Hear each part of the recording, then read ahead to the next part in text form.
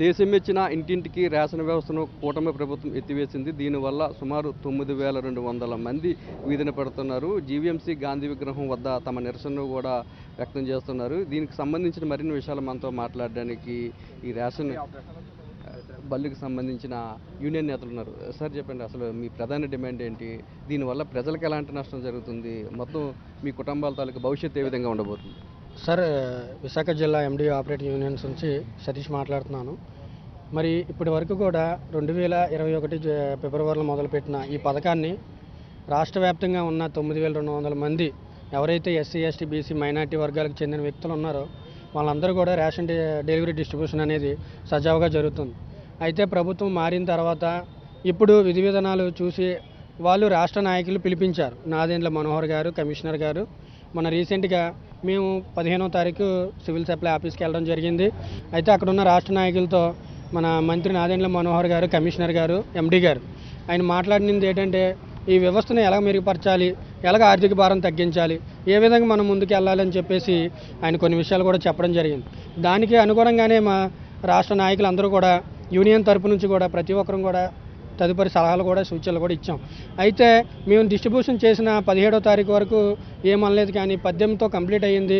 20వ తారీఖు cabinet meeting పెట్టి మీ వ్యవస్థను మేము రద్దు చేస్తున్నాం అని చెప్పేసి నాదెండ్ల మనోహర్ గారు చెప్పడం జరిగింది.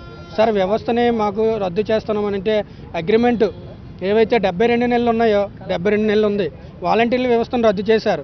వాళ్ళకి ఏదో మీరు నెక్స్ట్ ఇయర్ మీకు రెన్యువల్ లేదు మీది రద్దు విషయంలో అని చెప్పారు. మాకు అలా కాదు సార్, మాకు 2027 వరకు అగ్రిమెంట్ ఉంది. అగ్రిమెంట్ ప్రకారం మేము అడుగుతున్నాం.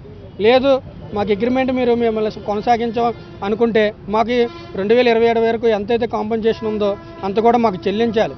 ఏంటి సార్ మరి దారుణంగా ఎలాంటి నిర్ణయాలు మీరు ఎందుకు తీసుకుంటున్నారు అనేది రాష్ట్ర వ్యాప్తంగా ఉన్న ఎండీలు అందరూ కూడా బతుకు తీరుతో ఉన్న వ్యక్తులు సార్. అందరూ కూడా మధ్యతరగతి చెందిన వ్యక్తులు. వీళ్ళందరితో కూడా మీరు ఏ విషయం చెప్పకుండా ఏది తెలియకుండా మీరు క్యాబినెట్లో ఈ నిర్ణయం తీసుకోవడం మాకు చాలా బాధాకరంగా నష్టకరంగా ఉంది. దయచేసి ఈ నిర్ణయాన్ని మీరు వెంటనే వెనక్కి తీసుకోండి. ఈ 2027 వరకు మిమ్మల్ని మేము ప్రాధేయపడి అడుగుతున్నాం, కొనసాగించాలని చెప్పి కూటమి ప్రభుత్వం మేము అడుగుతున్నాం సార్. అంటే ఉన్నపలంగా ఉద్యోగాలు తీసేస్తే మీ కుటుంబాల పరిస్థితి ఏమవుతుందని అనుకుంటున్నారు? ఈ ఉద్యోగం మనకు కల్పించినటువంటి గత ప్రభుత్వానికి నిజంగా కొత్తగా చెప్పాలండి. మనలాంటి వాళ్ళు ఇంతవరకు రావడం అంటే చాలా గొప్ప. ఏ చిన్న ఉద్యోగం వచ్చినా సరే అప్పుడు ఉన్న పరిస్థితి కరోనా పరిస్థితుల్లో ఎక్కడికి వెళ్ళడానికి పరిస్థితులు ఉన్నప్పుడు ఇది వచ్చింది, ఎండి వ్యవస్థ వచ్చిందండి. ప్రజలందరూ లైన్లో క్యూలో ఇబ్బందులు పడుతున్నారని చెప్పి అది గత ప్రభుత్వం తీసుకొచ్చింది. మంచి ఉద్దేశంతోనే వచ్చింది. ఆ ఉద్దేశం తగ్గట్టుగా నిజంగా అప్పుడు అయితే మేము చేయలేకపోయాం. చాలా కష్టం, భారంతో కూడిన పని ఇది. ఏదో ఉద్యోగం అంటే ఉద్యోగం కాదు, చాలా భారం ఇది ఒక్కరితో అయిపోయిన పని కాదు, ముగ్గురు చేయాల్సిన పని ఇది. అయినా ప్రజల్లో అలాంటి పరిస్థితుల్లో కూడా దీన్ని రాణించుకుంటూ వచ్చామండి. ఎక్కడ ఎలాంటి ఇబ్బందులు చేయలేదు. ప్రభుత్వం చెబుతున్నప్పుడు ఎక్కడో చిన్న చితకో జరగవచ్చు ఉండొచ్చు, కానీ ప్రజల్లో మంచి అభిప్రాయం ఉంది సార్. ఇప్పటికి కూడా దీన్ని ప్రజలందరూ ఆందోళనగా ఉన్నారు, కానీ ఎక్కడ బయటికి చెప్పలేని పరిస్థితి అండి. ఈ ఉద్యోగ భద్రత మాకు ఎంత అవసరమో ప్రజలకు కూడా అంతే అవసరం సార్. దీన్ని దయచేసి గుర్తించండి. ఇది ప్రజలందరికీ మెచ్చిందే సార్. ఇది ఎక్కడా కూడా ఎవరు ఏ ప్రజలు వద్దని మాత్రం చెప్పలేరు సార్. ఎక్కడైనా ఉంటే లోటుపాట్లు సరిచేసి దీన్ని ఇంకా ముందుకు కొనసాగిస్తారని మేము అనుకున్నాం, కానీ ఇంకా మెరుగైన తలగా తీసుకెళ్తారని ఆశించాం, కానీ ఇది తీసేస్తారని మాత్రం అనుకోలేదు సార్. దయచేసి దీనికి ఒక్కసారి పునఃపరిశీలించి అందరికీ మేలు జరిగేలాగా, ప్రజలకి అటు మాకు అటు డీలర్స్కి కూడా అందరికీ మేలు జరిగేలాగా మంచి చర్యలు తీసుకొని మరింత ముందుకు తీసుకెళ్లాలని ఆశిస్తున్నాం సార్. అంతకన్నా మరి ఇంకా కోరుకునేది ఏమీ లేదు సార్. అంటే రాజకీయ దురుద్దేశంతోనే ఈ ఎండి వ్యవస్థను రద్దు చేశారని మీరు అనుకుంటున్నారు?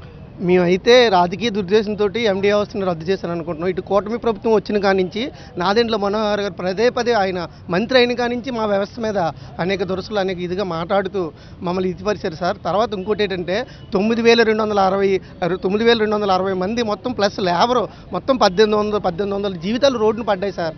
కరోనా టైంలో ఇందులో 11 మంది ఎండీలు మరణించారు సార్. కరోనా టైంలో డ్యూటీ చేస్తూ మొన్న విజయవాడ వరద బాధితుల్లో కూడా మమ్మల్ని ఓడుకున్నారు. మొన్న మోడీ వస్తేప్పుడు కూడా మమ్మల్ని ఓడుకున్నారు. సడన్గా ఇన్ని అనేక కారణాలు ఓడుకొని సడన్గా ఇది తీయడం ఎంతవరకు కరెక్ట్ అనేది సముద్యం అనేది మేము గవర్నమెంట్ని కూటమి ప్రభుత్వాన్ని అడుగుతున్నాం సార్. మీరు ఏం డిమాండ్ చేస్తున్నారు ప్రభుత్వాన్ని? ఇప్పుడు మేము డిమాండ్ చేసేది ఏం లేదండి. ఇదే వ్యవస్థ ముఖ్యమంత్రి గారు నారా చంద్రబాబు నాయుడు గారు గత 4 నెలల కిందట విజయవాడలో విపత్తు అయ్యేటప్పుడు ఆయన అన్నారు, ప్రజలందరూ ఈ వ్యవస్థని 74% ప్రజలు కోరుకుంటున్నారు. అది 100% మేము ఈ వ్యవస్థను అయితే తీయమని చెప్పి ఆయన మాట ఇచ్చి ఈరోజు ఇంత నిర్దాక్షంగా 18,520 కుటుంబాలు రోడ్డున పడిచేటట్టుగా చేశారు. ప్రత్యక్షంగా కానీ పరోక్షంగా కానీ మీ అందరం కూడా రోడ్ల మీద పడి చాలా ఇబ్బందులు పడుతున్నాం.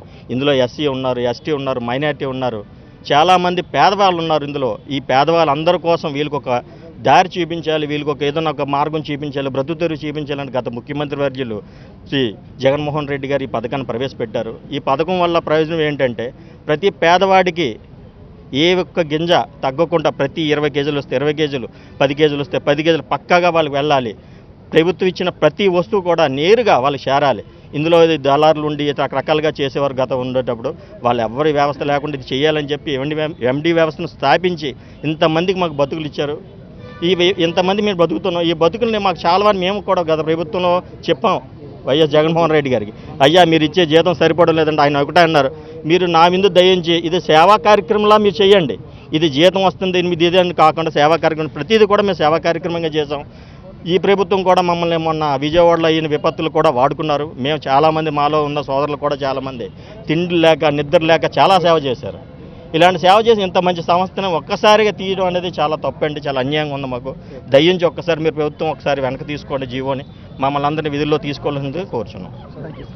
రాజకీయ దురుద్దేశంతోనే ఎండియు వ్యవస్థను కూటమి ప్రభుత్వం తొలగించిందని, దీనివల్ల సుమారు 9,200 పైచీలకు బడుగు బలహీన వర్గాలకు చెందిన వారు రోడ్డున పడుతున్నారని, ప్రభుత్వం ఈ నిర్ణయాన్ని వెంటనే ఉపసంహరించుకోవాలని కోరుతున్నారని, ప్రజలకు ఇంటింటికి రేషన్ అందించాలన్న ఒక ఉద్దేశంతోనే గత ముఖ్యమంత్రి వైఎస్ జగన్మోహన్ రెడ్డి ఈ వ్యవస్థను తీసుకొచ్చారని చెప్తున్నారు.